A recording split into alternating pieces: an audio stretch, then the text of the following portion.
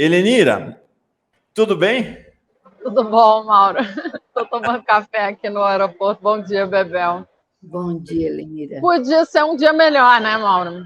Se a gente não Podia. estivesse lidando com tanto medo e principalmente, como disse a professora Bebel, que esse medo não fosse tão aterrorizante e, infelizmente, um medo fundamentado, né? Um medo racional. Não é um medo de destempero de alguém que se desligou da realidade, infelizmente. O clima nas escolas federais, a Raquel está dizendo aqui, eu trabalho em escolas de educação infantil, os pais estão muito preocupados e muitos não mandarão os filhos hoje. A informação que a gente tem é que milhares de escolas hoje vão suspender as aulas e milhões de pais não mandarão seus filhos e filhas por conta dessa data, 20 de abril, é quando os psicopatas, neonazistas e bolsonaristas celebram uma celebração macabra do aniversário de nascimento de Hitler e, sobretudo, do massacre de Columbine. Os dois jovens que, inclusive, suicidaram se tornaram-se heróis para esta turma. O clima nas escolas federais também é esse? Também, Mauro. Também é um clima de terror. Eu conversei com os meus alunos no início da semana. Eles já tinham dito que não viriam para as escolas, que a grande maioria, os pais estão, como a professora Bebel, não enviando os alunos. É uma sensação de uma insegurança muito brutal. Os meus colegas todos muito preocupados, vários perguntando para a direção, para a reitoria, como é que eles iam se posicionar. Eu te mandei um card aí. Eu trabalho no município de São José, e o município de São José suspendeu as aulas para fazer uma caminhada da paz.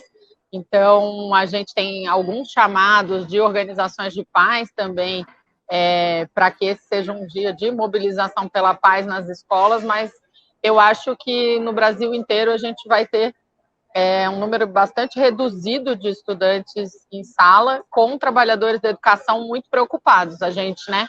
Nós, como trabalhadores, a gente não tem opção de não ir, né? A gente vai trabalhar, é o nosso trabalho, a gente vai.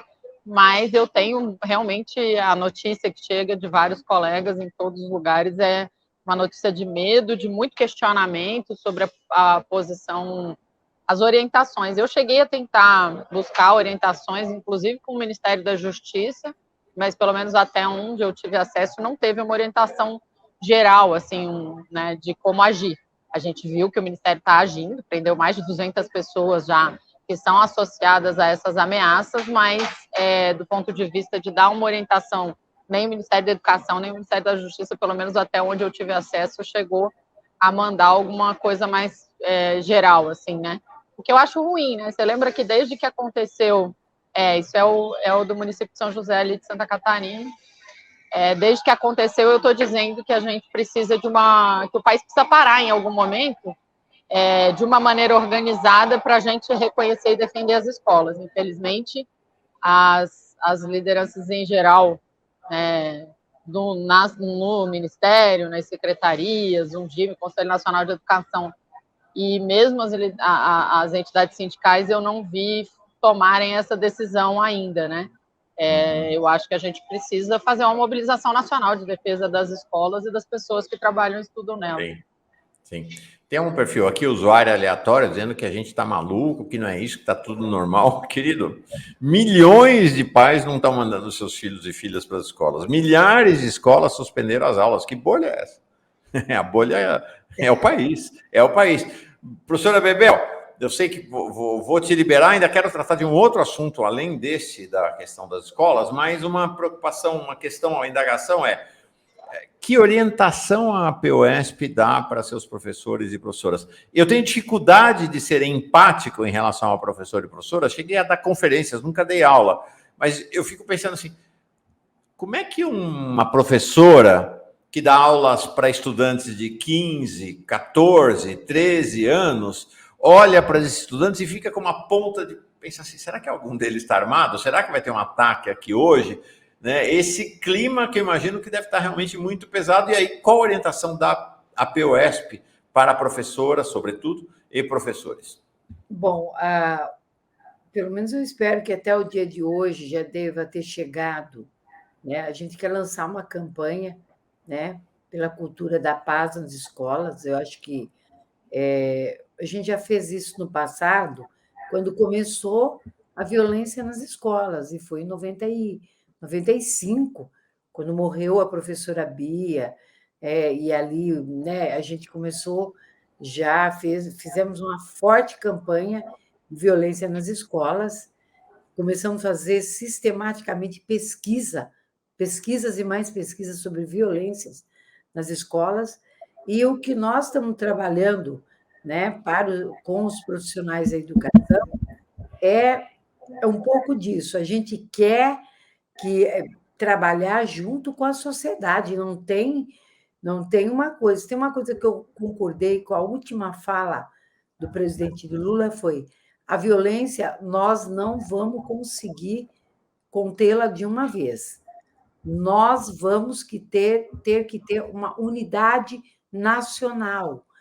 Nós temos que sacudir os corações, né, para que juntos conosco vá para as ruas pedir paz, né? Dizer o seguinte, que olha, não podemos ter ódio de um estudante, não é assim que a gente, não é um estudante. O ódio tem que desaparecer, né? No lugar do ódio, vamos plantar amor. Se tem um problema, e mais que isto, nessa campanha nacional que saiu sobre a saúde mental, a POS foi preponderante, então, logo saiu a pesquisa, nós usamos, e não é qualquer, nós não queremos tratar a saúde mental como tratar um comportamento como doença, mas é saúde mental no sentido comportamental, né? Nós queremos o psicólogo, não é que ele vai resolver ele sozinho, mas ele vai, junto, criar equipes multidisciplinares nas escolas para a gente saber lidar, porque está difícil, o professor está com medo, o estudante está com medo e o pai está com medo, né? Uhum. E, mais que isto, contrate, pelo amor de Deus, para ontem, funcionários. Coloque, seu Tarcísio, para de falácia, coloque a ronda no entorno da escola. Eu não quero dentro da escola, fora Boa. da escola. Qualquer coisa diferente pode agir lá, não vai para dentro da escola. Infelizmente, se estamos vivendo assim, o clima tem que ser desta forma também. Agora, não dá para nós, corpo a corpo, né? Como é que eu diria? Enfrentar, porque a gente enfrenta muita dificuldade. Esta mais, entendeu? Esta que para nós, né, Helenira, é um trabalho civilizatório, ela não é um trabalho de ter que fazer luta de boxe dentro da escola, não é eu não quero que meus estudantes tenham, que nossos alunos tenham que ir para a academia, sei lá, de armas, fazer alguma coisa. Não é isso, pelo amor de Deus. A gente mexe com mentes e coração, nós formamos pessoas, né? E não é com extermínio, não é desta forma que a gente vai varrer qualquer problema, não é assim que se resolve o problema. Sim. É dessa forma que eu entendo, entendeu?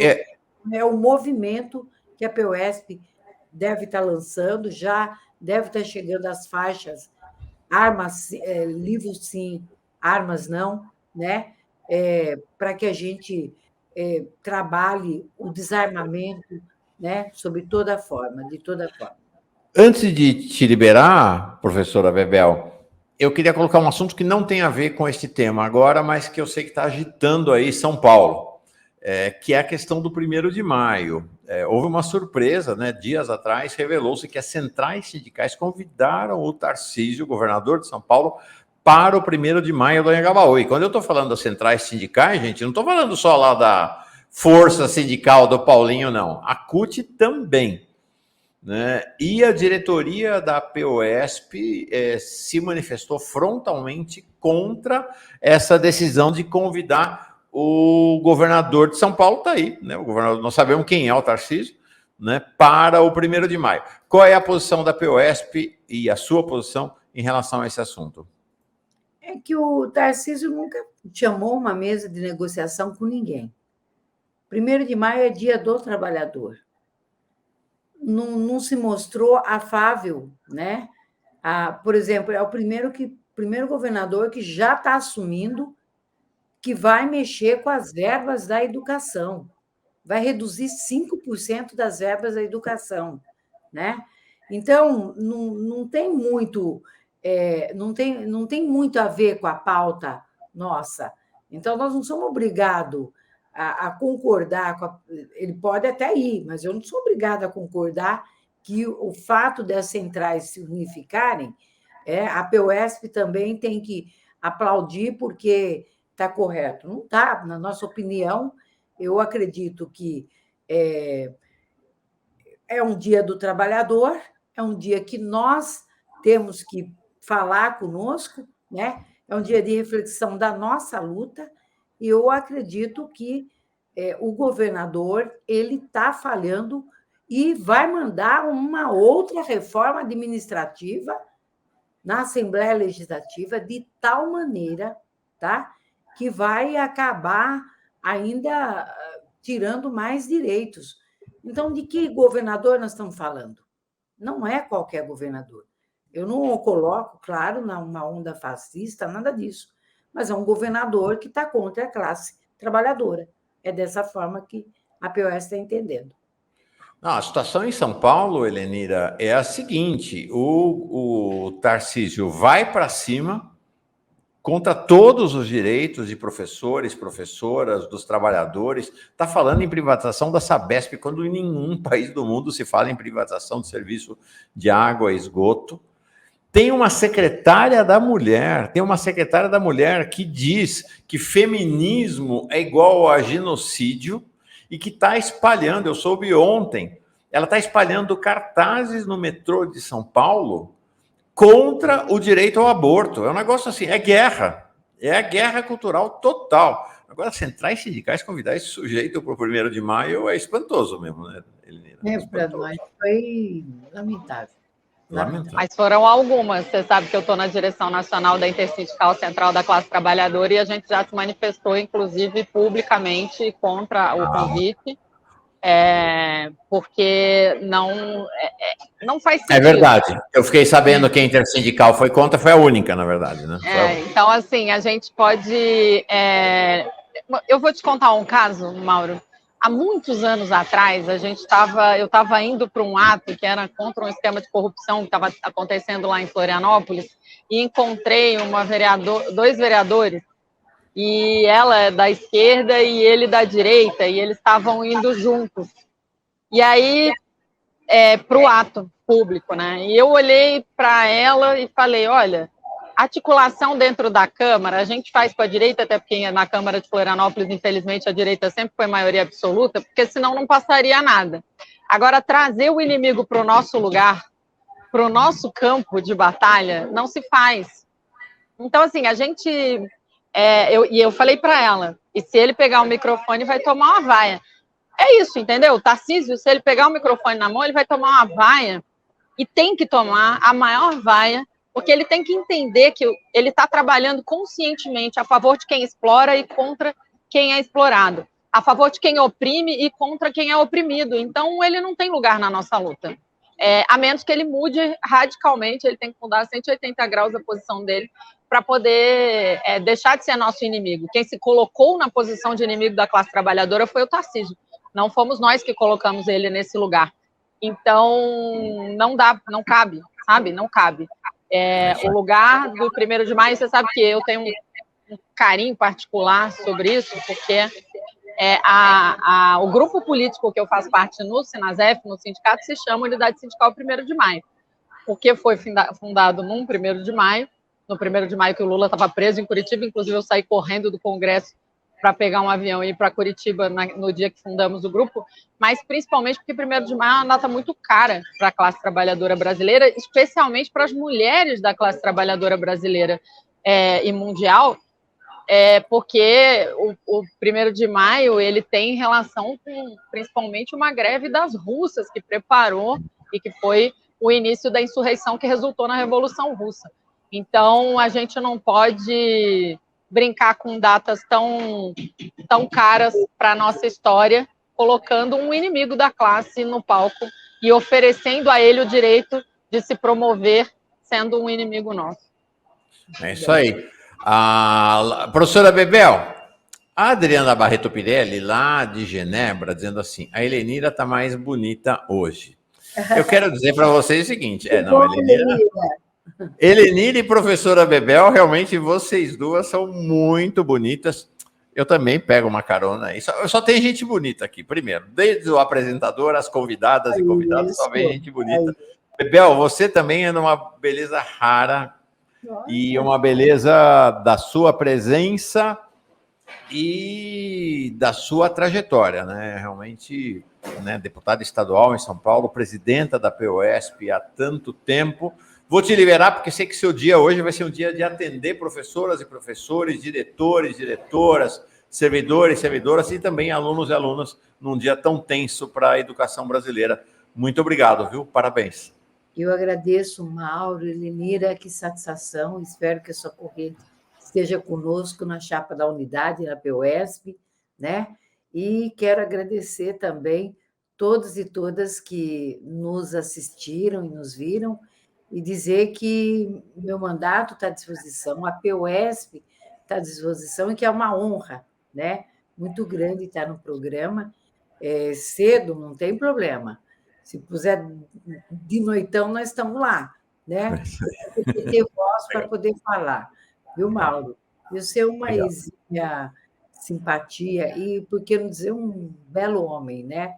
Obrigado. Obrigado. E no trato com as pessoas. Muito obrigada pela acolhida. Muito obrigada. Obrigado. Mesmo. Boa jornada de lutas hoje, professora Bebel. Tchau. Tchau. Tá aí, muito legal realmente a presença da professora Bebel.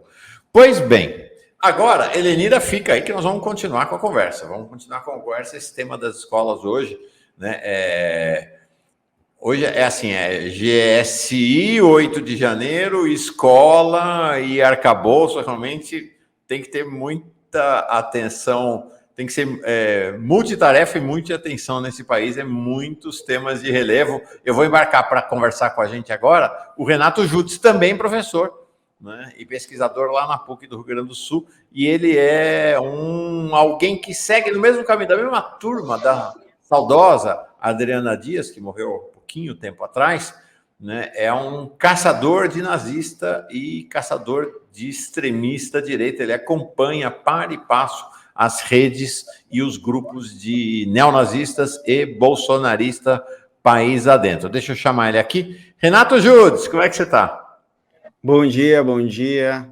Estamos aí bem, porém, tensos, né, com essa data, mas, por enquanto, bem. Acordei com frio em Porto Alegre e eu sou um grande amante do frio, né? Eu detesto o calor, então já acordei em parte feliz, porém, né, com um pouco apreensivo, já olhando os grupos, tudo aí, para ver o que espero que não vá acontecer, né? Mas atenção redobrada hoje. Vamos seguir nesse assunto, mas antes a Helenira fez o sinal mundial do quero falar nas transmissões de lives, né? Que levantou o dedinho assim. Fala, Helenira. Não, só para dizer que eu acho que era bom a gente falar da boa notícia que nós tivemos ontem, que é a recomposição dos orçamentos dos institutos e universidades em algum momento aí, para a gente falar disso também, para não falar só das más notícias, que infelizmente são muitas. É verdade, mas o evento era para ter 3h30, Lula chegou só 4h30, porque antes disso precisou costurar a saída do G. Dias do governo, realmente dia muito tenso, nós vamos falar disso também. Primeira questão dia 6 de janeiro, eu entrevistei o Renato Judes aqui, Helenira e gente. E o Renato Judes falou assim, tá tendo um processo intenso de mobilização nas redes bolsonaristas de extrema-direita, de mobilização chamando todo mundo para ir para Brasília dia 8 de janeiro. Eu falei, que é isso, cara? Tem nada disso não, os caras acabaram de perder a eleição, estão desarticulados, estão chorando em casa, estão e tal. Aprendi que eu nunca mais vou contestar as informações de Renato Judes, não deu outra. Dia 8 de janeiro não deu outra. Então, a primeira questão Renato, o que eu queria te ouvir é o que está acontecendo nas redes neonazistas e bolsonaristas no país nesses dias. Eu vi alguém aqui no chat que mais cedo comentou que estava num grupo bolsonarista e que a recomendação nesse grupo bolsonarista é que os alunos vão armados para as escolas. Olha só a insanidade. Como é que está o cenário aí nesses grupos, Judes? Eles estão com interesses diferentes, né? Esses grupos bolsonaristas, eles estão muito, assim, parte da semana eles ficaram muito em cima da história da CPMI, porque eles querem colocar o governo como sabendo, né, em alguma medida, dos ataques do dia 8, que é, obviamente, uma falsidade. Há também uma recomendação, há uma produção de pânico moral, e ontem saiu uma notícia do Núcleo, com dados das amigas Tatiana, Letícia Oliveira e Paola Costa, que levantou que as ondas de ameaças às escolas, elas estavam anormais, e eu inclusive participei como observador com as gurias nesse monitoramento, não fiz um monitoramento ativo, eu observei, né, o tipo de mensagem, o modo que ele se propagou, ele estava normal, e ficou comprovado nessa reportagem do Nexo, desculpe, que a Fundação Getúlio Vargas, ela fez uma parceria para fazer uma investigação sobre as redes e, obviamente, o que se imaginava por esse monitoramento das gurias se provou verdadeiro. Foi orquestrado uma série dessas ameaças para promover pânico. Há umas 2 semanas eu falei nas minhas redes que havia um interesse, não reduzindo só a eles, evidentemente a gente querendo fazer, né, ataques e entrando nessa onda por contágio ou por já ter se radicalizado antes, mas há um interesse de 2 setores muito importantes que estavam, em alguma medida, perdendo o debate público antes dessas ameaças, que são os bolsonaristas com seu armamentismo, né, sua vontade de estadunizar mais o Brasil e a educação, e o homeschooling, né? O ensino em casa também, que tinha perdido totalmente a pauta por causa da pandemia, que ficou provado por A mais B que era impossível, né, sustentar essa posição. Pode falar, Mauro. Não, mas eu não entendi. O monitoramento da Letícia, por sinal, nossa amicíssima aí, também é outra caçadora de neonazista e de extrema-direita. O que rolou essa semana, ou os últimos dias nas redes bolsonaristas e neonazistas, é um crescimento das ameaças, é isso? De ataques à escola? Como eu não entendi exatamente. Nas redes bolsonaristas se pautou muito pelo armamentismo, pela resposta violenta, por pautar isso como resposta armada dentro da escola. Ou seja, para todo mundo se armar, pais, professores, isso, alunos, e não levar dia 20 também, um pânico, daí uma série de vídeos e áudios que circularam o país inteiro, que são essas promoções de ameaças massivas que a gente percebeu que são anormais, mesmo dentro dessas comunidades é bastante anormal como está acontecendo o tipo de linguagem, inclusive áudios que são evidentemente de linguagem de facção, que não é o tipo desses ataques, e já nos grupos radicalizados desses jovens, né, e aí vários deles estão ligados ou têm simpatia pelo neonazismo, mas não todos, né, aconteceu uma debandada, uma parte deles, após aquela reunião que o Flávio Dino convocou e que o Twitter mostrou qual é a diretriz dele sob o controle do Elon Musk. Para quem não sabe, o Elon Musk há muito tempo compartilha a teoria da conspiração de supremacia branca nas suas redes, entrevistas, etc., mas tomaram uma postura. O que aconteceu é que parte desses perfis migraram para redes menores, continuando com mesmo nome, foto, a mesma lógica de louvar os atiradores, né, de fazer uma coisa que se chama fancam, que é fazer vídeos com música, mostrando imagens de quem comete esses ataques, romantizando essa pessoa. Isso acontece e é parte da peça de propaganda. A gente teve, finalmente, na grande mídia, uma postura que a gente clama há muito tempo como pesquisadores, que é não divulgar nome, não divulgar vídeo, não divulgar manifesto. Entretanto, depois do ataque ali há um mês, acredito, já perdi até a data, em São Paulo, que a gente teve, que inclusive passou o vídeo daquela professora sendo atacada em tudo que é meio, já foi promovido um efeito contágio, que nós pesquisadores chamamos, que é fazer com que outras pessoas acabem aderindo, mesmo que não tivessem já radicalizados para fazer isso. Então, a mídia começou a seguir agora, a grande mídia, eu digo, né? A mídia responsável sempre seguiu essa orientação, mas a grande mídia começou, só que já havia produzido esse efeito contágio. Quer dizer, em São Paulo foi dia 27 de março o ataque em São Paulo, mas a virada das mídias, eu quero dizer, não é apenas a mídia conservadora, não. Nas mídias progressistas também houve uma mudança de postura, porque elas também mostravam, a partir de Blumenau, né? Me parece que Blumenau, né, Júlio Helenir, é que marca uma virada na postura das mídias, né? Que no ataque de São Paulo ficou até um clima que assim, não vão mostrar lá professores de educação física fazendo mata-leão, pegando, desarmando o jovem e tudo mais, né? Mas aí já mudou radicalmente depois de Blumenau, né? Sim, e aí esses grupos de jovens radicalizados, vários, né, mantiveram a ideia de fazer ameaça, entretanto, houve um notável silêncio desses grupos na última semana.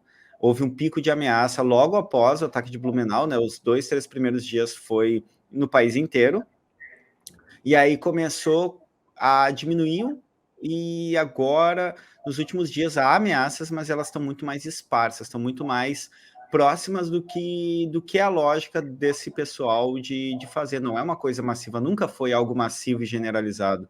Então, houve uma produção, e tá noticiado já, que houve uma produção, e a gente não sabe os atores por trás disso, de uma produção de pânico generalizado. Assim, eu aponto duas pautas importantes, mas não se resume possivelmente só a eles. Helenira, duas questões. Uma, enfim, claro, comentar as informações super relevantes que o Renato Judes traz para nós, mas aí uma pergunta. Bom, o grande destaque da reunião de terça-feira, que Lula comandou com ministros, governadores, prefeitos, entidades de professores, foi o Alexandre de Moraes. Ele deu uma aula ali sobre como combater o terrorismo no ambiente virtual. E ele falou uma coisa interessante, nós precisamos botar no ambiente virtual a mesma regra que tem no ambiente da vida real. É isso. Não pode na vida real, não pode no ambiente virtual. E aí ele comentou Então ele trouxe tem que tratar de maneira similar, né? Minha pergunta para você é: estes jovens que atuam nesses grupos mais ou menos clandestinos nas redes sociais de afiliação neonazista, eles se expressam nas escolas? Eles se vestem de maneira diferente? Eles abertamente esposam as teses neonazistas nas escolas? Como é que você...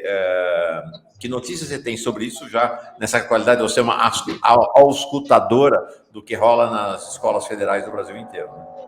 Bom, Mauro, primeiro eu vou dizer uma coisa que eu ainda não falei em nenhum lugar, mas que eu vou até te pedir ajuda para a gente divulgar, Mauro, que tem uma célula neonazista funcionando no Instituto Federal de Santa Catarina, no campus Criciúma. E aí, na tua pergunta, né, sim, a gente tem vários casos, por exemplo, nesse caso do campus Criciúma, a gente tem vários casos em que esses estudantes, ao fazer trabalhos de escola, principalmente de disciplinas como Sociologia e História, se manifestam claramente, desenhando suásticas, fazendo ataques a grupos específicos, então ataques gordofóbicos, homofóbicos, ataques à esquerda, anticomunismo do tipo fascista. Bom, todo anticomunismo é do tipo fascista, mas o anti-esquerdismo brasileiro, o antipetismo, também do tipo fascista. Eles escrevem, eles se manifestam em grupos de WhatsApp. Quando aconteceu o ataque, e aí assim, e os estudantes tomaram atitudes de levar isso à direção do campus, e a direção do campus foi bastante omissa, chamando isso de liberdade de expressão, o que o Alexandre Moraes, o Flávio Dino e qualquer jurista que se preze sabe muito bem que promoção de ódio não é liberdade de expressão, portanto, se as autoridades da escola tomam contato com esse tipo de material, elas não tomam a decisão, que é a obrigação deles ir às instâncias, polícia, Ministério Público, e denunciar os responsáveis por esse tipo de crime, né? Não é uma opção para o agente público denunciar ou não um crime que está sendo cometido no espaço público que ele coordena. Isso não é uma opção, é uma obrigação legal, né? Então, a gente teve muita dificuldade de lidar com isso, está tendo muita dificuldade, e isso acontece. Quando eu conversei com os meus estudantes depois do ataque de Blumenau, eu conversei algumas orientações com eles. A primeira, e o Júlio pode me dizer se eu estou errada em algum desses aspectos, assim, nesse caso, quem ataca tem perfil.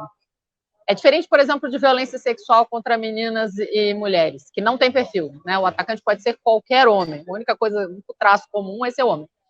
Pode ser um homem, a maioria é próximo, pode ser branco, preto, rico, pobre, gordo, magro, estudado, sem estudo. No caso dos ataques às escolas, e aí é preciso fazer uma diferenciação, até porque a professora Bebel citou uma campanha de paz há um tempo atrás, mas essa diferenciação que o Daniel Caro, o Júdice e outras pessoas estão fazendo da violência contra as escolas e da violência que acontece nas escolas.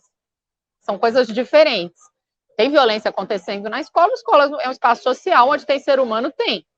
Mas quando você tem ataques às escolas que são dirigidos, né, as pessoas que promovem esse tipo de ataque têm perfil. São meninos e homens, jovens, brancos, de classe média, média baixa, que têm instabilidade de humor e questões, dificuldades de sociabilização. E aí, o que eu conversei com os meus estudantes? Eu falei, olha, vocês têm que prestar atenção nas pessoas que cabem nesse perfil, se elas estão mudando de comportamento, se elas estão passando a ser agressivas ou não, se elas estão... E aí a gente tem que tomar um cuidado, que eu concordo com a Bebel, que é não transformar a escola num ambiente não só policialesco, não só por não ter polícia dentro da escola, mas por a gente também não viver uma postura policialesca. Ao mesmo tempo, a gente precisa se lembrar que quando a gente identifica essa mudança de comportamento para alguém que está se tornando, e eu não gosto, viu, Júdice, da palavra radical, porque eu chamo isso de extremismo, né? Radical é procurar a raiz dos problemas, a gente defende, eu acho que é importante ser radical, mas eles são extremistas, que quando a gente procura identificar isso, quando você tem mudanças de comportamento no início, a gente pode estar, inclusive, protegendo ele de si próprio, porque a maioria deles termina morto quando faz um ataque desses, e quando não termina morto, termina preso, ou seja, estraga a própria vida para sempre. Então, denunciar isso pode ser uma forma de defender ele da própria doença, né? Lembrando que eu trato isso como doença naquele sentido que a gente já conversou aqui, que é aquele ódio, né, que é o agrotóxico que está sendo espalhado na água. Algumas pessoas vão ter mais propensão a ficar doente a partir do contato com o agrotóxico, né? Mas, então, assim, é preciso olhar, prestar atenção no comportamento dos colegas. E aí, quando eu falei com eles, eles me falaram, por exemplo, de uma menina que já não estuda mais no campus onde eu trabalho, mas que fazia propaganda nazista claramente. Só que ela parou quando? Quando abriram um boletim de ocorrência contra ela, por homofobia. Então, é preciso tomar. E aí, naquele contexto também, de eu tomando contato com as denúncias nos campos do IFSC que estão acontecendo, eu liguei e conversei bastante com o Procurador-Geral da República, que é meu amigo, e ele falando da importância, né? A própria polícia de Santa Catarina abriu um canal específico para receber denúncias desse tipo e para monitorar células neonazistas, e a gente precisa denunciar. Por quê? Quando chega ao ponto de expressar num cartaz de trabalho de escola, ou no caso de um desses meninos que outro dia estava com uma faca e tirou ela em tom ameaçador dentro do campus em relação a estudantes, e ele dizia, depois vocês não sabem porque que eu sou extremista, mas vocês são esses viados, essas lésbicas, e vocês têm que morrer com uma faca na mão, falando isso para colegas. Então, a gente... No campus Criciúma do Instituto Federal de Santa Catarina.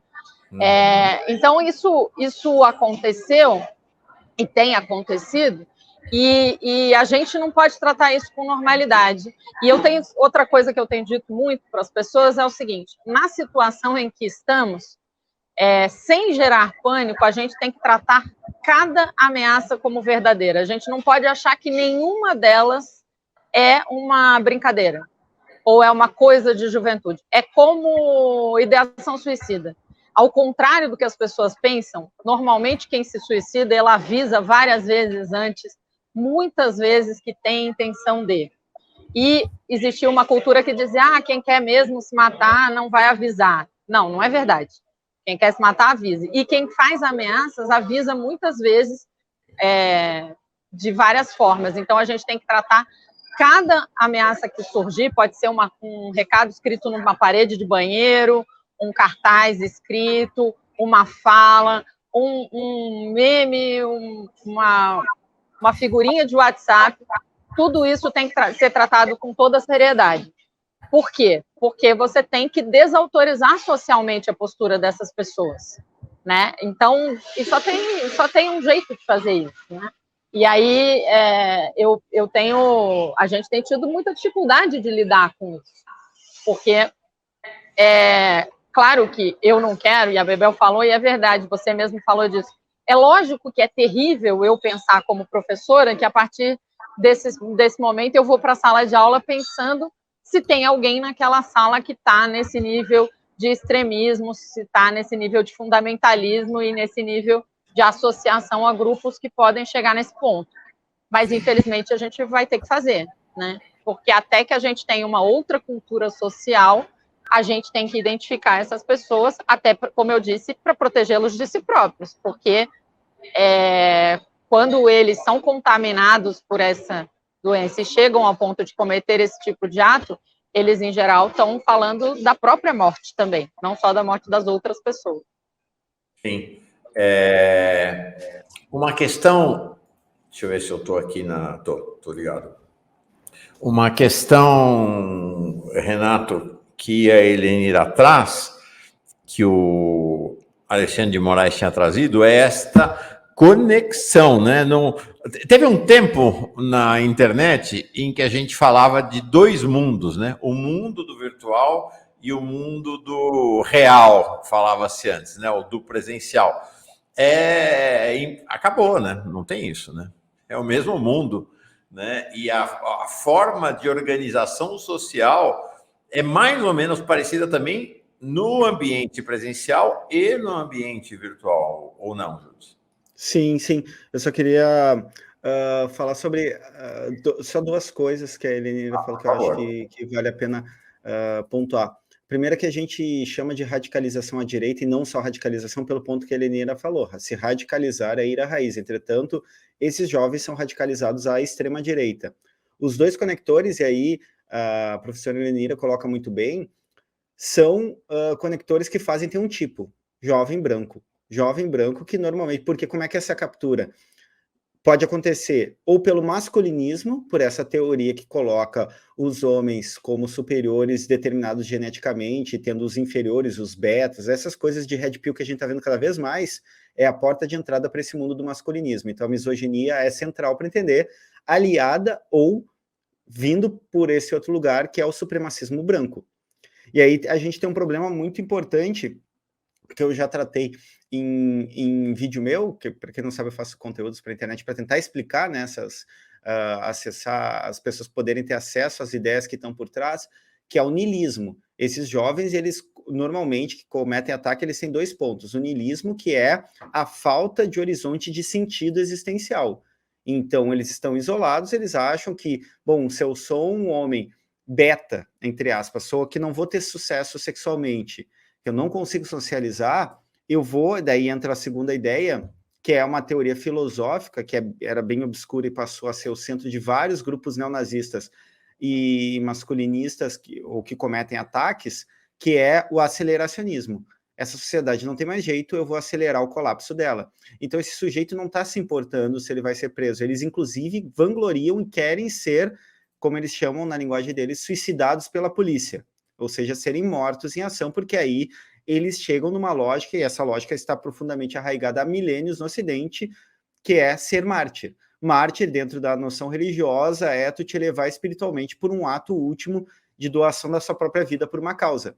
Então, todo esse horizonte é muito difícil de trabalhar, porque se esse jovem já perdeu o horizonte de sentido existencial, o último seria, o ato violento seria o único ato de sentido, por mais brutal que seja para nós, a lógica que está por ali é isso.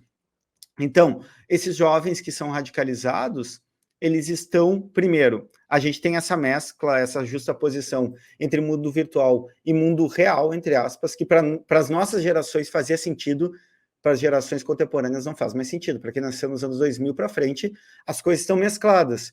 E para nós também passa a ser, porque a gente vê cada vez mais como isso se materializa. Debates que eram periféricos e de internet ou comunidades se tornam atos violentos concretos e reais. Então, isso é bastante... muda o nosso horizonte de interpelar o problema. A gente teve, por exemplo, na Estônia, jovem em 2020, sendo preso, jovem com 13 anos, por ter feito uma célula neonazista aceleracionista, que é essa ideia de vamos colapsar a sociedade com atos violentos. Ele estava planejando um ataque num grupo de mais ou menos 30 sujeitos, o nome era Feuerkrieg Division, que era uma divisão aceleracionista supremacista branca, de 30 membros que estava articulando um ataque a uma sinagoga em Los Angeles. E ele foi preso, um menino de 13 anos, cujo o nome dele na comunidade era comandante. O que isso significa?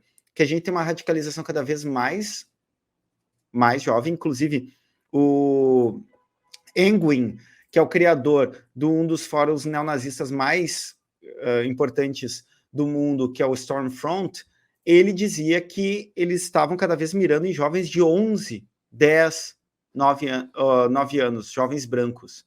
A radicalização cada vez mais pega jovens em idades menores. E aí, quando a gente olha para os dados de que, por exemplo, uma rede social como o TikTok é a mais usada por jovens de 9 a 14 anos e quase predominante até os 17 anos, e a gente tem uma livre circulação dessas hashtags, dessas palavras de busca de comunidades, por exemplo, que vangloriam essas comunidades TCC, comunidades de true crime, de pessoas que se interessam por crimes e assassinatos que não necessariamente se tornam pessoas que se radicalizam, mas é uma porta de entrada, porque eles começam nessas comunidades true crimes, e o relatório da Paola, da Letícia e da Tatiana mostram que são disponibilizados pela reportagem da Núcleo, mostram como começou a entrar grupos supremacistas brancos e vídeos de edição desde 2022, lá do ataque que acontece no Espírito Santo, com vídeos mostrando cortes, vangloriando quem fez o ataque. Ou seja, há uma infestação dessas comunidades também, e que são a porta de entrada. Outra porta de entrada é as comunidades gamers, e aí eu preciso marcar como pesquisador e como alguém que também joga videogame há 30 anos, que o Lula foi muito infeliz na fala dele, porque, primeiro, ele estigmatizou um grupo que há muito tempo, desde 2011, 2012, a nova direita estadunidense, alt-right, vai em cima, investe e conseguiu capturar grande parte, que são os gamers. A extrema-direita brasileira há muito tempo investe. Lembre que Bolsonaro mandava tweet com um bom dia, um salve para a comunidade gamer, e baixou impostos de coisas, peças, por exemplo, que era uma sinalização. Ou seja, é uma comunidade que está sempre sendo investida pela extrema-direita, e aí o Lula foi muito infeliz. Eu entendi o ponto dele. Ele queria dizer que os jogos, obviamente, têm uma capacidade de formar mentalidades, afetos, subjetividades.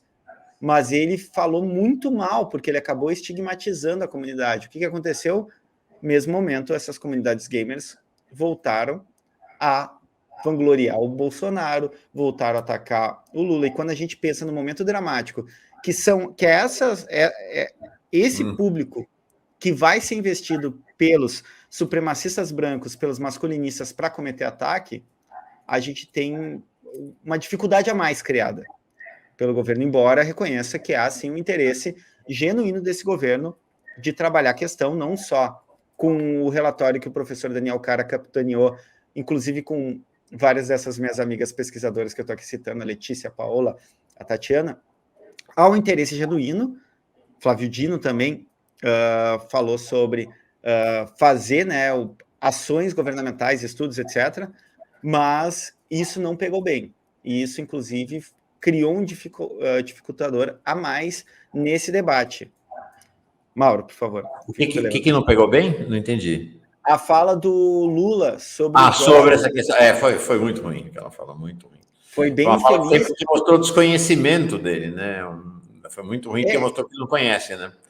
Inclusive, eu entendo a boa intenção dele de dizer, olha, os jogos são violentos, eles formam... A gente entende isso.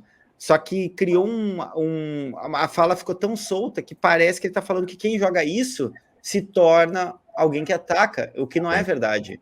Claro, a gente tem que ter um cuidado e ter um debate muito amplo há muito tempo, inclusive, de acadêmicos, de pesquisadoras sobre isso. E amigos meus que são pais de crianças pequenas disseram, olha, tem todo um universo de games para crianças e até adolescentes que não tem nada a ver com essa coisa da violência. São jogos lúdicos e meus filhos jogam e a gente controla, entendeu? A gente controla, não tem nada de...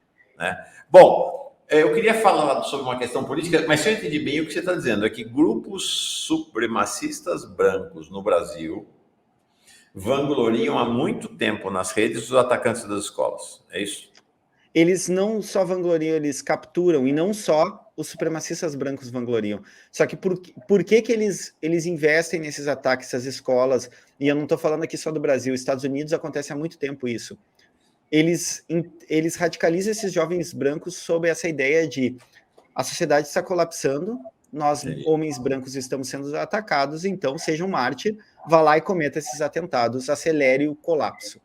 Perfeito. Essa é a ideia. Vários grupos ultra-radicais, os mais perigosos, inclusive, ao redor do mundo, são aceleracionistas. Eles promovem ataques. Quando a gente olha lá eu não vou falar o nome dele, embora eu saiba, o jovem que atacou na Noruega e matou 77 pessoas, se vocês lembram de uma ilha, de uma convenção do Partido Social-Democrata norueguês, matou 77 jovens. O próprio atacante lá, o extremista, o terrorista, que atacou uma mesquita na Nova Zelândia, que matou 55 pessoas, se não me engano. Todos esses estão dentro, e os manifestos estão dentro dessa noção de acelerar o colapso da sociedade, acelerar a guerra racial. Vou dizer assim, todos os jovens que entram e cometem ataques às escolas são aceleracionistas, não necessariamente eles estudaram isso, mas eles são capturados, em alguma medida, por ideias que são misóginas e são quase sempre supremacistas brancos. Por isso que eles miram principalmente mulheres e em vários ataques miram minorias. Pergunta para vocês dois e depois quero encerrar com uma questão política mais geral. Eu não me recordo de ter visto algum ataque perpetrado por mulher. Existe mulher fazendo ataque? Fala, Helenira.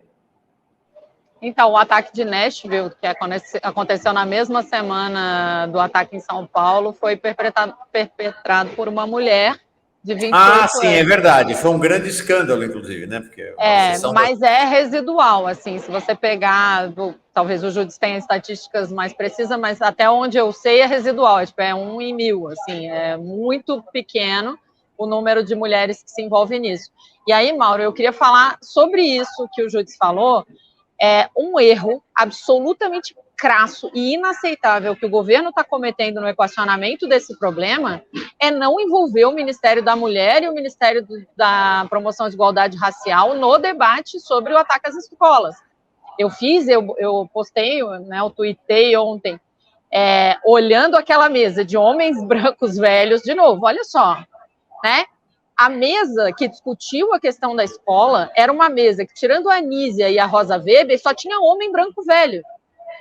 E aí eu vou dizer, de novo, alguns deles são meus amigos, a questão não é essa. Essas pessoas não entendem como isso funciona. Porque o principal mecanismo de recrutamento são o racismo e a misoginia, como disse o Júdice. E se você não enfrentar o racismo e a misoginia, você não vai enfrentar o recrutamento dessas pessoas. E quem entende disso é quem está enfrentando o racismo e a misoginia historicamente, há décadas. Então, É um erro inaceitável, sinceramente. Você reunir... Assim, ó, quando eu vi, no dia que aconteceu o Blumenau, tava o Dino, o Camilo, o Márcio Macedo. Cadê as pessoas que realmente entendem desse assunto? Entendeu? Porque esses homens não entendem. Quer ver outra coisa que o Júlio estava falando, né? Quem entende de juventude, de games, para poder saber como essa coisa funciona, a fala eu concordo plenamente com o Júlio, a fala do Lula foi errada. Ela é uma fala de senso comum. A gente tem conhecimento científico sobre o papel dos games no desenvolvimento. E aí você me desculpa o seu amigo, Mauro, mas, por exemplo, uma das coisas que a gente sabe é que até os 5, 6 anos de idade, as crianças não deveriam ter contato com eletrônicos. Por mais bonitinho que ele seja, Peppa Pig, não importa, porque tem um problema de desenvolvimento cognitivo nisso. Verdade. Né? Tanto outro processo. Que o que eu vejo em estudos é que pais de crianças, pais que trabalham no universo internet e de redes sociais, interessante isso, né? Não. Esses pais não autorizam seus filhos pequenos a frequentar as redes sociais. Não expõem os seus filhos a eletrônicos. Não expõem os seus filhos a eletrônicos. Isso cria problema no desenvolvimento da visão, do senso espacial, da audição. Você cria uma visão, por exemplo, vou pegar a visão para as pessoas entenderem. Até os 2 anos, a criança tem visão plana. Com o contato com o mundo, engatinhando, andando, se batendo, tropeçando, que ela vai desenvolver a visão 3D, que é fundamental para ela ter depois desenvolvimento de coordenação espacial. O que acontece se ela tem contato o tempo inteiro com uma visão plana de novo? Uhum. Isso tolhe o movimento, porque ela não tem necessidade de se mexer, de tocar, de desenvolver coordenação motora, e está olhando para uma luz brilhante. Logo, eu já vi, gente, suporte de tablet para carrinho de bebê. Isso é criminoso, não faça isso com seu filho. Não bote, não importa se é a Peppa Pig, se é o GTA, ou se o filme mais violento. A questão, nesse caso, o tipo de radiação que sai desse negócio faz mal para o desenvolvimento. Você está olhando só uma coisa plana, a criança fica hipnotizada, ela não está enxergando, ela não distingue muito o que ela vê, mas ela está hipnotizada pela luz e pelo barulho, então ela não vai desenvolver coordenação motora espacial. E aí me desculpe, porque a resposta clássica para isso mas é porque você não tem filho, e aí você não sabe como é difícil, porque a gente precisa. Não precisa. Até 20 anos atrás isso não existia, todos nós chegamos até aqui. E eu tive 2 filhos, e os meus filhos só foram ter acesso a eletrônicos com 11 anos. Foi a primeira vez que eu dei um celular para o meu filho, que ele passou a ter um dele, né? Ele, claro, já tinha brincado, mas ele não tinha tablet, eles brincavam na terra, e um deles, inclusive, hoje trabalha com... É ótimo em programação, ou seja, não é verdade também, que é o segundo argumento que eu mais escuto, é que eles vão ficar para trás, porque no mundo eletrônico todo mundo vai se desenvolver. Não, mentira também, né? Eu tenho exemplos, tanto estudo científico quanto exemplo em casa de que não. Mas voltando para o governo, e essa história de games também, game não é uma coisa de criança, game é uma coisa de adulto. O maior público de games do Brasil tem entre 20 e 40 anos, enfim, tudo que o Lula falou ali, ele está errado em geral, e cria mais problema, né? Cria mais problema. Então, assim, tem alguns problemas que eu acho importantes. Isso, a falta das mulheres no enfrentamento ao racismo no centro da construção dessa política é um erro crasso e inaceitável, por causa disso que o Júdice falou. Segundo, o problema da comunicação, o governo não está protagonizando a mobilização em defesa das escolas, não está fazendo isso, é papel do governo fazer isso, e isso tem a ver com muitas coisas. Terceiro, está autorizando a direita a monopolizar o debate, igual faz sobre aborto. É a mesma coisa, é o mesmo erro. Eu na minha campanha, #comentamos erros novos, né?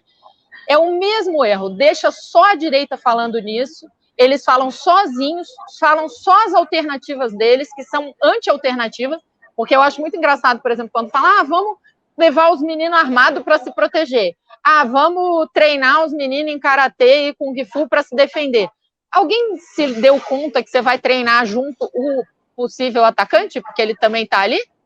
Se você não identificou quem você está treinando todo mundo. Você está treinando todo mundo, você está dando mais instrumento para o cara pensar o ataque e organizar o ataque. Então, A gente não pode permitir. Aí eu vou só terminar, porque eu estou falando demais. Uma coisa que eu assisti 5 horas da presença do Camilo Santana na Comissão de Educação do Congresso, e para a gente ver como eles estão permitindo que a direita monopolize o debate. Quem chamou o debate sobre violência às escolas foi a bancada de delegados armamentistas que tem na comissão. E com qual postura? Você não respeita nada, porque 150 milhões não vão dar para nada, e a gente tem que armar as escolas, tem que proteger as escolas, tem que botar muro, tem que botar polícia, tem que treinar. Ou seja, só um debate por um lado. Depois que ouviu isso, até o Camilo deu algumas respostas, mas ele realmente não tinha falado do assunto. Ninguém que pensa escola hoje no Brasil pode entrar em debate nenhum sem falar desse assunto primeiro. Isso é o centro do debate educacional hoje, a violência contra as escolas e como ela se manifesta institucionalmente no corte de orçamento, no desrespeito, porque eu sempre digo que a reforma do ensino médio, qual é a mensagem principal dela? Os banqueiros dizendo, vocês que trabalham em escola são os incompetentes, não sabem o que estão fazendo, nós vamos ensinar vocês a fazer o certo. E aí fizeram a reforma do ensino médio. Isso é uma falta, retirar a legitimidade daquela instituição das pessoas que estão ali. A misoginia, a escola é um espaço de mulheres e crianças. Então, assim, é muito erro, não dá para a gente não centrar na comunicação. E aí, por último mesmo, o Júlio falou, é TikTok, é Discord, é Reddit. Os nossos filhos, os jovens, não estão nas mesmas redes sociais que nós. Eles não estão, eles estão em outras. Ontem eu falei com os meus colegas na sala do Discord, ninguém nem sabe que existe. E aí alguém vai me convencer que alguém naquela mesa lá sabe que existe o Discord? O Reddit? Me desculpa, eles têm que chamar quem entende. Olha, eu queria trazer uma questão, acho que é isso aí, que é a questão política que eu queria ponderar com vocês dois para a gente encerrar. A gente está perdendo de lavada na disputa narrativa no país. Essa coisa de ontem é chocante. Os caras vieram, tentaram o golpe de Estado e começam a dominar a narrativa sobre o 8 de janeiro. É chocante. A nossa incompetência realmente é muito chocante, muito chocante. Ontem veio aqui a Etel Maciel, secretária de Vigilância do Ministério da Saúde, responsável pela vacinação. Falou, o fato é que se tornou um monstro. Até 10 anos atrás, não era nem 1% da população brasileira um movimento antivacina. Hoje é um movimento popular no Brasil. A gente tem uma questão fundamental que é convencer os pais a vacinarem seus filhos. Se espalhou, se tornou popular. Então, essas preliminares todas são pelo seguinte, eu estou muito preocupado com o dia de hoje, porque não é só o ódio a seco, é o ódio instrumentalizado para a luta política.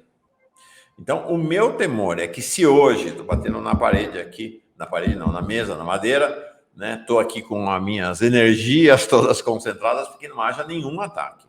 É que se houver ataques nas escolas, é interessante isso que está acontecendo, porque quem perpetra o ataque nas escolas são os neonazistas e a extrema-direita, e eles estão voltando a narrativa dos ataques contra o governo. Então, eu temo que nessa condição de fragilidade narrativa da esquerda brasileira e do governo Lula, se houver ataques hoje, eles poderão ser um instrumento poderoso contra o governo Lula, apesar de todas as medidas que o governo Lula adotou. Não sei como é que vocês enxergam essa equação política ao redor desse tema dos ataques nas escolas. Júdice e depois Helenira, para encerrar. Ótimo. Eu queria só... Já enganchando essa temática, eu queria corroborar com a Helenira. A gente tem que lembrar que o primeiro grande movimento contra o Bolsonaro, antes de 2018, foi o Ele Não, que foi organizado pelos movimentos das mulheres, que conseguiu juntar grupos que nunca dialogavam numa pauta. Então, assim, eu preciso marcar isso, que se a gente não colocar o movimento negro e o movimento das mulheres para debater a radicalização, porque ele tem um fundo misógino e supremacista branco, aí eles vão ficar dando cabeçada na parede, não entendendo e falando uns absurdos. Bom, sobre isso, eu há algum tempo, né, tu me chama, Mauro, aqui, sempre que eu posso, eu até... Menos do que eu gostaria. Eu tô várias manhãs lá na escola que eu trabalho, não tô conseguindo participar tanto, mas eu gosto muito de ti, né, Mauro? Sempre que eu posso, eu tô aqui. Há muito tempo eu tenho falado que a esquerda, principalmente essa esquerda das redes, se esqueceu que o fascismo é um movimento infinito, é uma guerra infinita. E a gente ganhar a eleição não acaba o problema. A gente ganhou a eleição, foi um passo importante. Mas houve uma desmobilização, por um lado, e por outro, aí eu preciso falar isso, que eu estou em todas as redes, né? Principais redes, até ponho o meu arroba, porque é um nome horrível, né? Que eu uso no meu Twitter, TikTok, etc. Que é parte dos influenciadores de esquerda foi engolido pela lógica individualizante neoliberal, porque daí ficam mais brigando com o ego, enquanto a direita está tocando suas pautas e está pautando. O que está acontecendo de problemático para mim, que foi algo que eu elogiei nessa campanha de 2022. A gente começou a conseguir pautar debate nas redes. Agora a gente está voltando a ser reativo, ou seja, a responder. Como aconteceu em 2018 e a gente foi engolido. A gente não pode achar que ter ganho a eleição presidencial resolveu o problema. Pelo contrário, eles rearticularam. Então, assim, há uma ligação política muito clara, por isso que eu falo radicalização à direita, porque esses ataques, eles fazem parte da agenda da extrema-direita. E a extrema-direita, ela não é republicana, ela não é democrática. Ela vai usar qualquer artifício para pautar o debate e para tomar todas as instâncias de poder possível. É um projeto de sociedade, não é um projeto de 4 anos. É um projeto de refundação ou de fundação de um mundo imaginário, que é um passado imaginário que eles apostam, mas de um mundo extremamente hierarquizado, branco e masculino. Eles vão lutar com todas as armas que tiverem. Então, a gente tem um dever, ainda mais, pelo começo da tua fala, Mauro, sobre essa mescla entre o virtual e o real, de pautar e disputar o debate cultural, o debate das redes, para ter desdobramentos, né, no concreto, nessa política do dia a dia. A gente tem que voltar a falar com os pais, a gente tem que voltar a falar com os trabalhadores e sem fetichizar o trabalhador. Trabalhadores é o cara que te atende no supermercado, é o gari, é o porteiro do prédio, é o entregador de sites aí que inclusive monopolizam, que nosso ministro fica fazendo propaganda de graça que compra livro lá. Não comprem dessas grandes conglomerados, aliás, comprem de livrarias, né, que tem muita dificuldade de se manter contra esses conglomerados predatórios estadunidenses ou multinacionais. A gente tem que voltar a fazer política, a gente tem que voltar a fazer política no dia a dia, e nas redes a gente está virando reativo, a gente está respondendo e não está pautando. Então, assim, vamos, né, retomar essa mobilização, porque ela é fundamental. E eu acho que eu deixo isso como um recado, assim, né? Não podemos nos desmobilizar, porque eles estão tomando conta do debate político público, novamente. Helenira. Só responder rapidinho aí o Daniel, acho que é Tavares, que disse que a reforma do ensino médio nasceu no governo da Dilma, na discussão da BNCC. Não, Daniel. Existia um processo que respeitava as escolas, que estava discutindo com as escolas e com os pesquisadores, e esse processo foi brutalmente interrompido pelo golpe, e a medida provisória foi apresentada em outros parâmetros completamente diferentes do lugar onde estava indo a reforma do ensino médio e a construção da base curricular, e eles usam os mesmos nomes, e quem está precisando estudar é você, desculpa, porque são coisas completamente diferentes, que eles usam os mesmos nomes para pessoas como você se confundirem e atribuírem esse início do jeito errado aí. É diferente. Sobre isso que você falou, Mauro, eu concordo muito com o Júlio e com você, que nós, a gente não entendeu ainda que a realidade tem pouca relação com a forma como esse povo recruta e mobiliza. Então, assim, as pessoas achavam assim, não, mas é óbvio, né? O Bolsonaro, com os 2 anos de golpe do Temer, as pessoas passaram a ganhar menos, então é claro que elas vão voltar a votar na esquerda. É claro que o Bolsonaro criou todo o desemprego, matou essa quantidade de gente, é uma coisa tão brutal, é lógico que as pessoas não vão votar no Bolsonaro. E não é assim que funciona, né, gente? Se fosse, se a realidade fosse suficiente, a gente nunca teria nenhum problema. Inclusive, essa é uma velha questão, que é uma pseudocrítica que muita gente da esquerda acaba fazendo, que é a história do pobre de direita, né?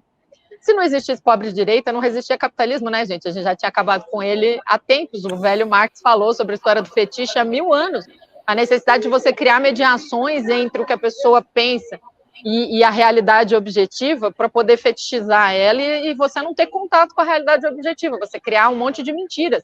Eles fazem isso com o fato, por exemplo, que você tem que agradecer o patrão, que é bonzinho, te deu oportunidade de emprego, quando de verdade a realidade é você está trabalhando para enriquecer ele, e ele que precisa de você, não é você que precisa dele. Eles fazem isso com a história, para falar de uma coisa conjuntural, do ajuste fiscal, dizendo nós temos que ficar muito preocupados se os investidores internacionais estão ou não contentes em investir no Brasil, então a gente tem que ferrar a nossa vida, acabar com o investimento em educação para poder manter eles felizes. Isso também é fetiche. E essa história da violência do 8 de janeiro e dos ataques às escolas, é lógico, eles estão contando a história deles. Qual é a história que eles estão contando? Isso só acontece porque o governo Lula é incompetente do ponto de vista da segurança, não arma o suficiente, não organiza o exército, não organiza a polícia, não organiza a inteligência, e é por isso que esse governo tem que ser retirado para a gente acabar com a bandidagem. Essa é a teoria que eles estão escrevendo. E eles estão escrevendo esse troço todo dia. Eu estava em São Paulo outro dia, e aí peguei um Uber, e aí estava ouvindo um cara na Jovem Pan dizendo a seguinte coisa, que o Dino, na verdade, já sabia de tudo e ele não fez nada porque não quis sobre a história do ataque de 8 de janeiro. Inclusive, é o que vai ser, eles vão tentar pegar o Dino. CPMI, óbvio, claro. E aí o que acontece? Qual era a notícia? A notícia era o Dino tinha ido lá naquela comissão, acho que era na comissão de segurança, e o presidente da comissão suspendeu, né, a comissão por causa da bandalha desses canalhas, enfim, que ficam gritando e batendo e se fingindo de machos, e, né, aquela coisa. E aí, quando ele foi embora, os caras da Jovem Pan diziam, isso tudo foi armado. Na verdade, eles combinaram com o cara para ele ir e não falar, e ir embora. Eu olhei para o menino, pro Uber, né, e falei, mas ele foi convidado, ele não foi convocado, se ele não quisesse ir, era só não ir. Não tinha nenhum problema. Mas essa história não faz sentido na base da realidade. Aí o cara fez, pois é, né? Só que quando eles vão contar, e você não tem alguém para, né, para puxar para a realidade no momento em que ele está recebendo a notícia, ele vai embarcar. Aí com esse Uber, eu comecei a contar essa história de que os ataques às escolas não eram resultado de falta de polícia, eram resultado de um governo que desrespeitava as escolas, que dizia que escola era lugar de doutrinação. Aí o cara falou, minha avó era professora e me ensinou a respeitar as professoras. Eu falei, pois é, não faz nenhum sentido, eles botam a culpa de tudo que acontece no mundo nas mulheres. Então, aí ele foi se dando conta, mas o discurso, que é um discurso, que uma coisa que a Márcia Tiburi está ensinando a gente há muito tempo, isso aí lida com afeto, não com racionalidade, né? Isso lida com o sentimento da pessoa. E para qualquer pai, qualquer mãe, a sensação que dá quando você tem uma notícia de ataques é que tem que ter uma polícia ali para proteger. É contraintuitivo. A ciência, ela existe exatamente para isso. A ciência existe para demonstrar para a gente as coisas mais contraintuitivas, menos aparentes, menos possíveis de compreender empiricamente. Por exemplo, moléculas, né? Se você for estudar química, você vai descobrir que as moléculas são um monte de espaço vazio de uns negócios se movimentando muito rápido. Aí você pega um pedaço de pau e pensa que ele é feito de moléculas que são formadas por espaço vazio e pouca matéria se movimentando muito rápido. Um negócio que parece denso e parado. Então, é para isso que serve ciência, para pegar uma coisa que tem uma aparência e mostrar como é que ela é de verdade. E isso exige um trabalho, um tipo de pensamento que eles estão desconstruindo. É por isso que a escola é um alvo preferencial, porque a escola dá os instrumentos para as pessoas fazerem esse trabalho, né, de pensar para além da aparência das coisas. E aí, eles estão construindo essa forma de contar a história que não passa pela racionalidade, ela é contra a realidade. Mas eles estão, por exemplo, fazendo campanha para que as pessoas não acessem mais notícia de nenhum lugar. Por que eles fazem campanha contra a Globo? Porque mesmo na Globo a realidade aparece minimamente. Então, a gente tem que entender que a gente vai ter que fazer um outro tipo de trabalho, e aí eu vou concordar completamente com o Júdice. Adoro o Paulo Pimenta como pessoa, profissionalmente, mas a comunicação do governo está sofrível. As páginas dos ministérios, em geral, são blogs de como é o dia do ministro ou da ministra. E isso não comunica a política do ministério.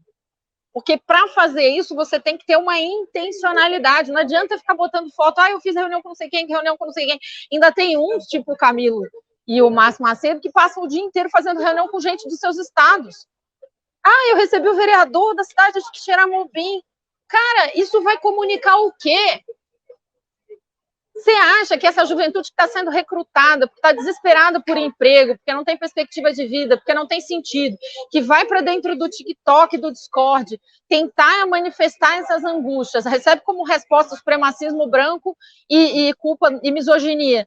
Ele vai abrir uma página de um ministério e ver: bom dia, hoje o ministro fez reunião com o vereador do não sei aonde. Ele vai ver o quê? Sabe, uma outra coisa, e aí eu termino, porque assim, quando é que o Lula vai começar a fazer as lives? O Lula tem uma capacidade de comunicação impressionante, mas ele precisa falar. E tem que ser orientado, para não falar o que ele falou sobre os games também. Mas a gente precisa de comunicação da política de governo e não da agenda dos ministros. Isso não é política de governo, não dá para ver qual é a política de governo. Porque reuniu com não sei quem, viajou para não sei aonde. Isso não é suficiente.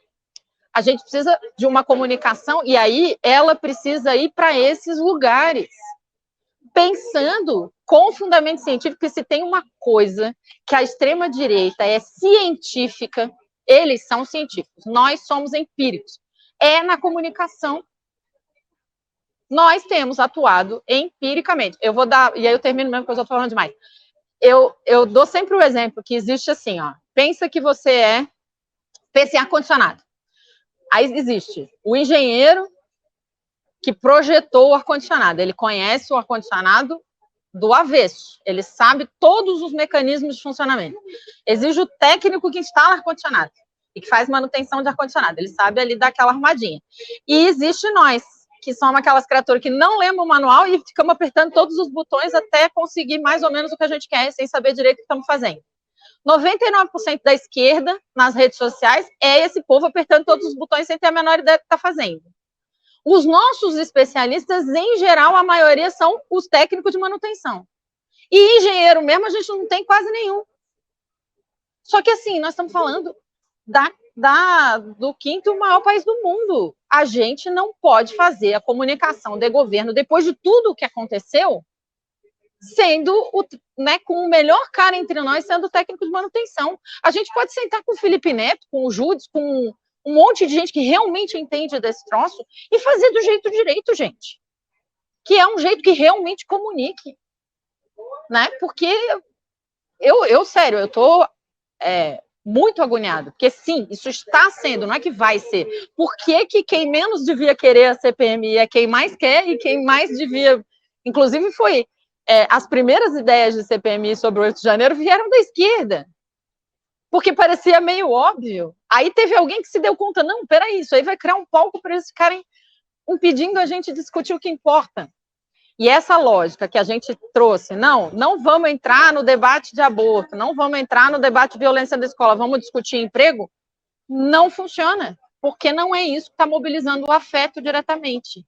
E essas pessoas se mobilizam e entram nesses lugares por questões afetivas. É isso aí. Caceta, a gente podia ficar até meio-dia aqui conversando. Tá muito legal essa conversa. Muita gente me escrevendo aqui no WhatsApp. Não para. Mas eu vou precisar ir para o Canadá e vocês precisam cuidar das agendas de vocês também. Então, eu vou te entregar, Júdice, para você encerrar, mas realmente ele é fantástico, maravilhoso. Ontem, a Nicole Briones, que agora é gerente de comunicação digital da EBC e teve um papel fundamental na campanha de Lula, é uma jornalista, nas comunicações digitais da campanha do Lula e do Instituto Lula, ela falou isso, a respeito até da pesquisa da Quest, né? Ele falou, essa pesquisa tem um problema grave, porque ela mostra lá as brusinhas da Shein como grande tema do governo, e essa pesquisa não captura o que está acontecendo em relação ao tema das escolas no país. É chocante essa pesquisa, entendeu? É chocante. E ela falou exatamente isso. Vai perguntar para alguma mãe de criança nessa altura do campeonato, entre 3 e 15 anos, se ela não quer policial para proteger o filho dela dentro da escola. É claro que quer. Então, a captura pelo discurso da extrema-direita está aí, está dada. Está dada, é o que você falou. Ciência é ir contra a intuição. Agora, para fazer a discussão contra-intuitiva, não é simples e não vai fazer em 10 minutos. Né? Nem com o discurso só do presidente Lula espalhado nas redes. Judes, caceta, viu? Vamos ficar até meio-dia. Estou adorando essa conversa. Queria te entregar para encerrar e, como eu falei, vou viajar para o Canadá na sequência aqui, então precisamos encerrar. Certo. Então, acho que vários pontos foram levantados e, assim, tem gente que diz, não adianta só criticar. Bom, a gente está propondo, assim, quem quiser, só chamar, né, inclusive, colaboro como posso, estou em contato com o professor Daniel Cara. O problema da escola também, além da resposta ser simples, né, do policiamento e de colocar gente armada dentro da sala de aula, é porque dialoga com esse afeto, né, com esse afeto da insegurança. Inclusive, colegas professores que não pensariam isso num cenário outro que não fosse esse da iminência de ataque, do medo, estão advogando isso. Porque, e aí a gente tem que aprender com a extrema-direita, eles dialogam com os afetos, e eu bato na tecla disso há muito tempo. Não adianta a gente dar aula sobre os vetores que formam a violência. Para nós, sim, para pesquisadores, sim, porque a ciência faz assim, mas na hora que a gente vai para as redes, a gente tem que aprender a comunicar sem achar que a gente é professor, sem achar que a gente é um pregador que vai falar do alto da nossa torre de marfim. A gente tem que comunicar com os afetos, ou seja, o que eu tenho falado, entendo meus colegas que estão angustiados, eu estou angustiado, mas a gente colocar mais policial. Agora, talvez, para patrulhar nesses dias, e para dar uma pretensa noção de segurança, beleza, mas não pode se pautar nisso, senão vai continuar acontecendo. A gente precisa de um trabalho pedagógico. Sobre as redes do governo, ali a comunicação que falaram, é isso, quando o Bolsonaro venceu, ele fazia videozinho, indicava canal, ele fazia vídeo com influenciador, ele comunicava. Não adianta ficar botando foto de eu recebi o fulaninho, como a Helenira falou. Isso não vai causar nada no debate público, não estou dizendo para apelar, mas eu estou dizendo para comunicar isso e mostrar, sinalizar, não só na ordem de estamos trabalhando, mas sinalizar que estão debatendo pautas importantes e estão tratando de angústias do povo, que é trabalho, que é segurança, que é esse tipo de coisa que faltou, obviamente, com o Bolsonaro e que a gente precisa, evidentemente, dar soluções, mas não só dar soluções, fazer com que chegue nas pessoas. Eu vou, então, finalizando, agradecer o convite, não conhecia a professora Helenira, gostei muito de ouvir falar, concordo com os pontos dela. Vou indicar que eu estou no Twitter, TikTok, Instagram e YouTube com esse @NIT4Speed ou NIT4Speed, e sempre tentando trazer o debate para essa linguagem que a gente possa comunicar e que possa também, né, refletir. Eu sou professor de filosofia e pesquiso a extrema-direita, então eu tenho uma preocupação de não superficializar o debate, mas também de conseguir falar com todo mundo que for possível que eu conseguir. Agradeço aí mais um convite, Mauro. A próxima vez que precisar, estaremos aí. Qualquer movimentação anômala nas redes bolsonaristas, eu te aviso, te informe, se for algo urgente, obviamente, né? Sei que tu és um canal de comunicação para alertar também a sociedade em relação a isso. Muito obrigado pelo convite. Bom dia para todo mundo. Esperamos que terminemos esse dia sem os ataques, né? E porque esse hoje é um dia dramático, muito mais dramático que os outros. Muito obrigado. Obrigado a vocês dois. Bom, quero já dizer o seguinte, vou trazer o Daniel Cara, vamos fazer uma roda aqui com vocês três. Acho que vai sair um caldo bom. Já fiz Helenira com Cara e Helenira com você. Deu super certo, nos dois casos.